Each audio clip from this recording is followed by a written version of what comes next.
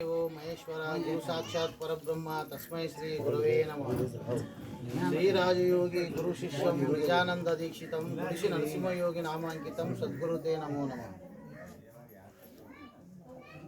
ఈరోజు మాచర్ల గ్రామంలో 10వ వార్షికోత్సవం శ్రీమద్ దయానంద పునర రాజయోగేంద్రుల వారిది. అలాగే మా సద్గురు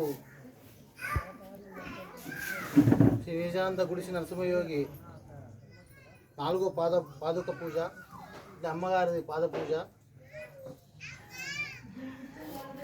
పొద్దున సుప్రభాతము, వేల్కొల్పులు, గురుగీతాపారాయణము, నగర సంకీర్తన, అనుష్ఠానం, ఇది గురు పూజ కార్యక్రమము, తీర్థప్రసాదములు. ఇప్పుడు వేదాంత వైజ్ఞానిక మహాసభ జరుగుతున్నది.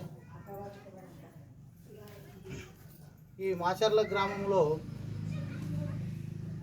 అనేక సాంప్రదాయాలు గురు శిష్యాలు సాంప్రదాయకులు గురుపుత్రులు కూడా ఉన్నారు. అలాగే మన సాంప్రదాయకులైన శ్రీకుల నుంచి చంద్రశేఖర ఆర్యుల ఆశ్రమం కూడా ఇక్కడ ఉన్నది. వాళ్ళ సాంప్రదాయకులు కూడా ఇక్కడ ఉన్నారు. ఈ మాచర్ల గ్రామంలో భక్త మండలికి ఏమి కొరత లేదు. భక్త మండలిలో చాలా సాంప్రదాయకులు భక్త మండలి ఉన్నారు. అలాగే మల సాంప్రదాయకం కూడా ఇక్కడ అచల సాంప్రదాయం అనేది ఇక్కడ మనకి శివరామ దీక్షితుల వారి పీఠం కూడా ఇక్కడ శాఖోపశాఖలుగా ఇట్లే నడుస్తూ ఇప్పటి వరకు ఇక్కడ ఉంది.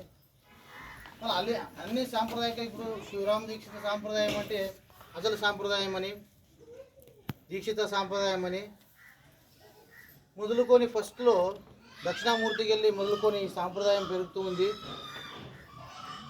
అలాగే మొదలుకి సాంప్రదాయం లేదా అంటే ఉన్నది, గుప్తంగా గుప్యంగా సాంప్రదాయము నడుస్తూనే ఉన్నది అన్ని దిక్కులను. కానీ వ్యక్తపరిచింది బయటికి మాత్రము శ్రీధర శివరామ దీక్షితులు వచ్చినప్పుడే ఈ బోధని వెగజల్లినట్లు మనకు తెలుస్తుంది. ఇప్పుడు ఆడ నుంచి సాంప్రదాయక పరంపరంగా శ్రీమద్ దయానందుల వారి నుంచి వెంకటేశ్వర దూత, భూమానంద మంత్రి రాజయోగి, దయానందుల వారి నుంచి ఇప్పుడు నరసింహరాజయోగి గురుపీఠకంగా వారు సంకల్పంగా ఇక్కడ పెరుగుతూ ఇప్పుడు 4వ పాద పూజ జరుగుతుంది. అలాగే ఈ సాంప్రదాయం నడమ వచ్చింది కాదు, వీరు గురు సంప్రదాయం పరంపరాగతంగా వచ్చింది. ఎట్లా అంటే ఏదో ఒక సాంప్రదాయకము నడమ వచ్చింది. ఇది సనాతనమైన సాంప్రదాయం. సనాతనమైన సాంప్రదాయంలో కూడా దీనికి ఒక రహస్యము, దీనికి ఒక బోధ, తారక మావనస్క మహావాక్యములు ఉండును. అప్పుడు విద్య లేకుండా కూడా ఆ ప్రబోధను వెగజల్లుతూ ఈ జనమన భ్రాంతి రహితంకి ఈ అసలు సాంప్రదాయమే సూటి మార్గం అని పెద్దలు బోధిస్తూ ఉన్నారు. మళ్ళీ ఈ సాంప్రదాయానికి ముఖ్యంగా సన్యాసత్వం పనికిరాదు. సన్యాసత్వం కానీ, దిగంబరత్వం కానీ, లేదా మూగతనంగా ఉండి ఈ సాంప్రదాయంకి దైవభ్రాంతి కానీ అలా కలిగించకుండా ఈ రహస్యం ఏమిటో తెలుసుకొని మన శిష్య సాంప్రదాయముని ఇట్లా నడుపుతూ ఆ శరీర పద్ధతిగా, శరీరం లేకుండా, భ్రాంతి లేకుండా ఆ రహస్యం తెలుసుకొని జీవించాలని.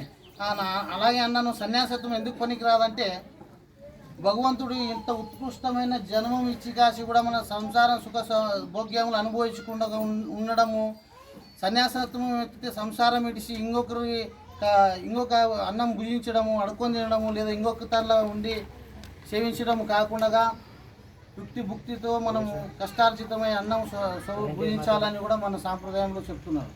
అట్లని కాసి దిగంబరత్వం అంటే ప్రాణి పక్షి క్రిమకీటకాలు మృగాలు ఉన్నవి, వాటికంటూ జ్ఞానము లేదు. మనకి జ్ఞానం ఉందిగా. మనకి దిగంబరత్వం అంటే బత్తలుగా తిరుగుతుండ్రు వాడు సాధులు, అది కూడా పనికి రాదు మనదని. మళ్ళీ ఇంత ఉత్కృష్ట జనము ఇంత జ్ఞానం ఇచ్చి కూడా మనం మాట్లాడకుండా మౌనంగా ఉంటారంట కొంతమంది. ఆ మౌనం కూడా ఈ సాంప్రదాయానికి పనికిరాదు. మన సాంప్రదాయానికి దైవభ్రాంతిని కూడా ఇడిపించారు మన సిద్ధాంత పరులు.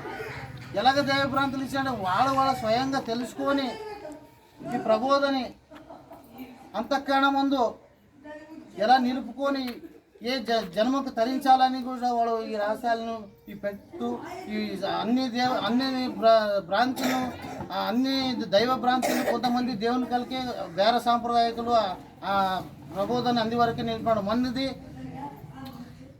వేదాతీతమైనది, మన సాంప్రదాయము వేదాతీతమైనది ఏమన్నా ఉన్నదంటే మన సాంప్రదాయం అని చెప్తున్నారు పెద్దలు. సరే, ఇప్పుడు వరకు మనం ప్రబోధ హిందీ భాషణం ముగిసి ప్రబోధన స్టార్ట్ చేద్దాము. ముందర ముఖ్యంగా ముందుగా మాట్లాడదాం. చెప్పు.